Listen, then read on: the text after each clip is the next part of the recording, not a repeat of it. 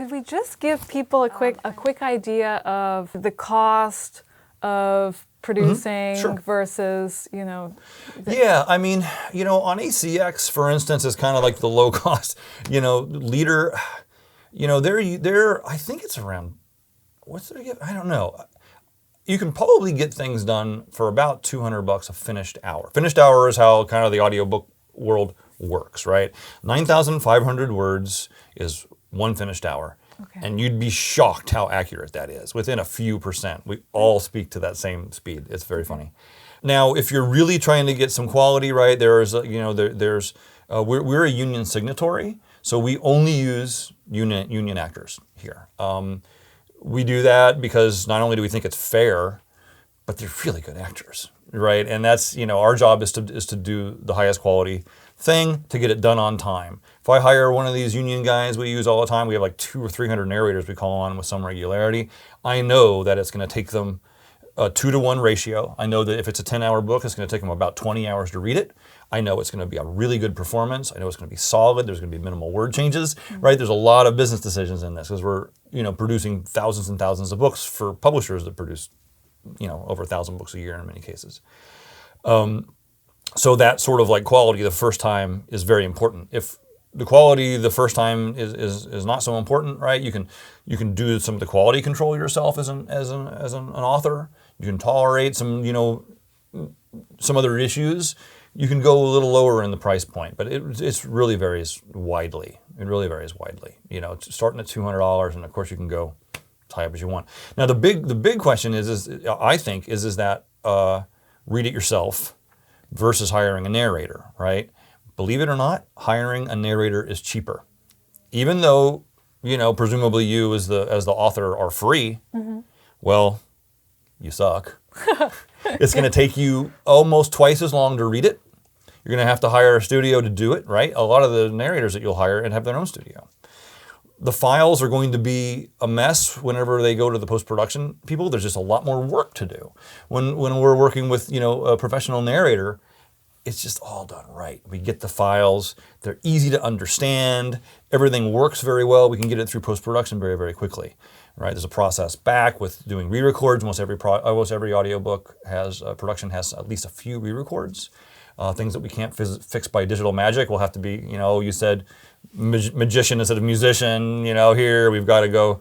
You said, Houston Street instead of Houston Street. That's our big pet peeve here in New York, right? Yeah. So we've got to go get all those things re-recorded.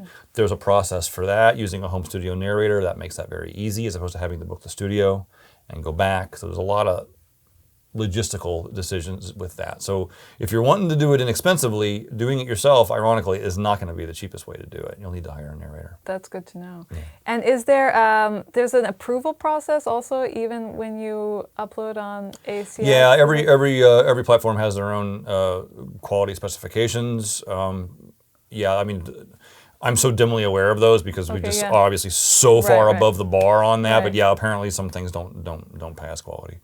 Because I'm assuming if someone doesn't use a studio and they're at home with their mic, if they're with their iPhone or whatever or something, it's just not going to be good enough, and Audible is just not going to want to have things of a poor quality on their platform. It just makes them look bad customer experience. It just makes sense. Yeah, just to give people a sense of the market, of the importance, why they should produce an audiobook and what they're missing out on if they don't use that format. That's a sales. There's a ton of sales data out there. I'm not going to quote sales data. I'm going to get it wrong every time I know it. I change it. But yes, it's a big opportunity. Yeah. Right. But I advise authors to be very careful about this. What is your business goal for doing that? Is it a profit motive? It may not be a profit motive. It could be exposure. There's a lot of nonfiction authors who speak. Right, do lectures and stuff. So they need that. Maybe they want that book just as like a demo, right? Yeah. They want that as something to give away to get to more exposure. More exposure can be a goal and a valid goal, right? And so when you spend several $1,000s to do an audiobook, which it definitely will be, then that's got to pay off. But if it's not a big seller, and your goal, if you're not going to do I don't even know what numbers. Like if you're not going to do a really big print run, there's almost no way you're going to sell enough audiobooks. So you've got to be very honest with yourself about what are my business goals, and if it's profit, then am I really going to sell enough audiobooks to justify the production price? And it's interesting you mentioned recently that YA books are becoming the trend in audio. For years, YA titles did not do very well. But for some reason, and I suspect it's because podcasting is starting to come up a little bit in the for younger people. And so then they're like, oh yeah, the audiobooks, this sounds familiar to me, right? I believe that's kind of what's happening, but that's just that's not data. That's just my feeling on it.